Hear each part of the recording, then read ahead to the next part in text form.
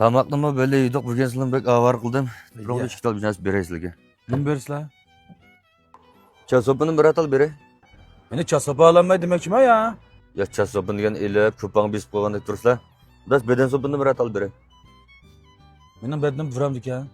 Tavrab qolsa demoqchimi ya meni? Shu tug'un norozining bolasimi ya? To'xtab turing. Ya nima bor buni qaydab boqmaydimi? Shu soqol tiqib aka yana. Ya bo'ldi, uyda bor. Ya ma o'xshamaydi deyman. Mana Koreyadan import qilingan dorko markalik taq. Va bir tilla 2 oy yetida. Mani ishlatmagan bilmaydi, ishlatganlar mashinadan boshqa ko'nmaydi. Ben setib olmoqchi aka, vakolatchi mahsulot qo'yib qolsak 166 99 85 04 32 degan nomerlarni aqlasak bo'ldi. Nima deyapsan? Mani ag'ash ketay. Bo'ldi. Esel aka, eseldan bilan beraymi? Bo'ldi.